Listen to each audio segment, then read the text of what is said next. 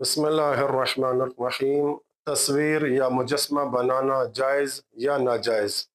آیت اللہ سیستانی نے اپنی کتاب منہاج الصالحین کی دوسری جلد مسئلہ نمبر 18 میں لکھتے ہیں کہ تصویر یا مجسمہ بنانا 3 اقسام پر مشتمل۔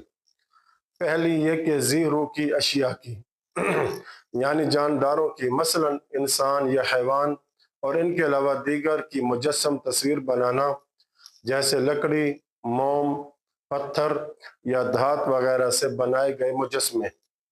یہ احتیاط واجب کی بنا پر مطلقاً حرام ہے۔ اس حکم میں کوئی فرق نہیں کہ تصویر مکمل ہو یا اس کے حکم میں ہو، جیسے کسی شخص کو بیٹھا ہوا یا ہاتھ پیچھے رکھے ہوئے دکھانا، اور نہ ہی اس میں فرق ہے کہ تصویر ناقص ہو، خواہ یہ نقص ایسی چیز کے فقدان کی وجہ سے ہو جو زندگی میں دخیل ہے، جیسے سر کٹا ہوا شخص، یا ایسی چیز کے فقدان کی وجہ سے ہو جو زندگی میں دخیل نہیں، جیسا کہ ٹانگ یا ہاتھ کٹا ہوا شخص۔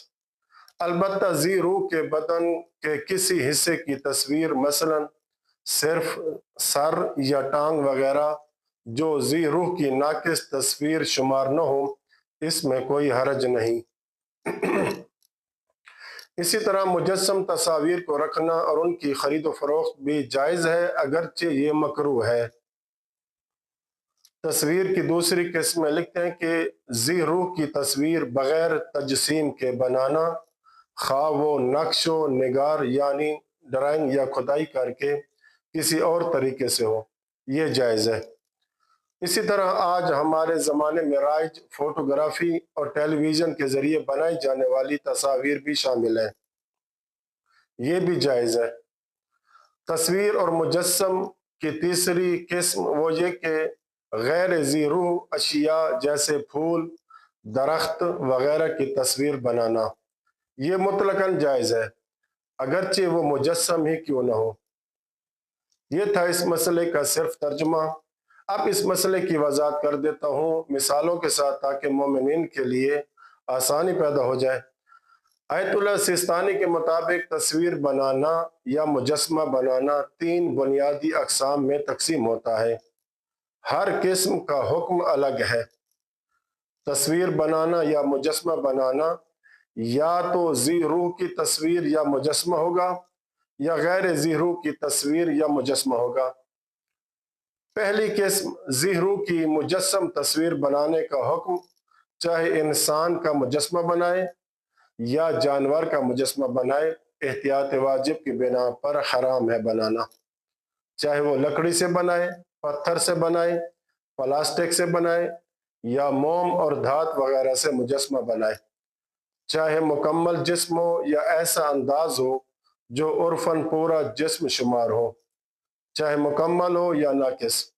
اس میں بھی کوئی فرق نہیں کہ مجسمہ ناقص ہو یعنی سر کٹا ہوا ہو، یا ہاتھ یا پاؤں کے بغیر مجسمہ ہو، بیٹھا ہوا مجسمہ ہو یا ہاتھ پیچھے کیے ہوئے ہو، تب بھی چونکہ یہ عرفاً ذی روح کا مجسمہ شمار ہوتا ہے، اس لیے حرام ہونے کے حکم میں شامل ہے۔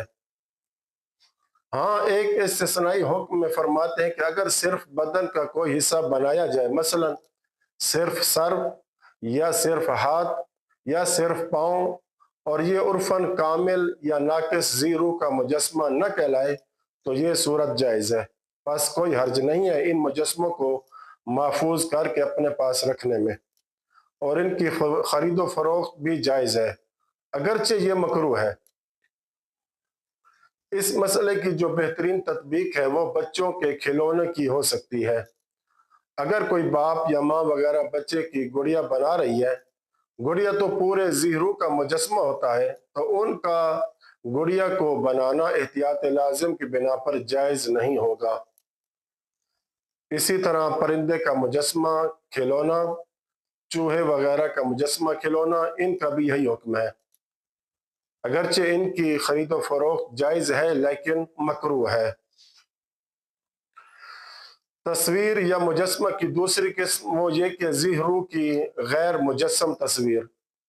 اگر کوئی ذی روح کی تصویر بغیر مجسم کے بنائے، یہ جائز ہے، چاہے اس کو ہاتھ سے ڈرائنگ کر کے بنائے یا پینٹنگ کر کے بنائے، یا نقش نگاری کے ذریعے، فوٹوگرافی کے ذریعے، ویڈیو یا ٹیلی ویژن اور ڈیجیٹل تصاویر کے ذریعے ہو، یہ سب جائز ہے۔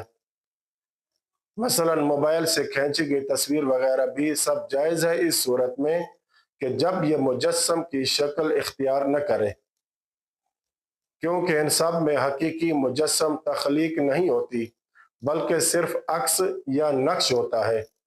یہ تھی 2 قسمیں۔ اب تیسری قسم وہ یہ کہ غیر ذی روح کی تصویر یا مجسمہ، غیر جاندار اشیاء کی تصویر مطلقاً جائز ہے، چاہے وہ مجسم ہی کیوں نہ ہو۔ مثلا درخت ہو گیا، پھول وغیرہ ہو گئے، پہاڑ، دریا، عمارتیں، سورج، چاند، جہاز وغیرہ، یہ سب بنانا جائز ہے، اگرچہ مجسم کی شکل میں ہی کیوں نہ ہو۔ وصلی اللہ علی محمد وعلی بیتہ الطاہرین۔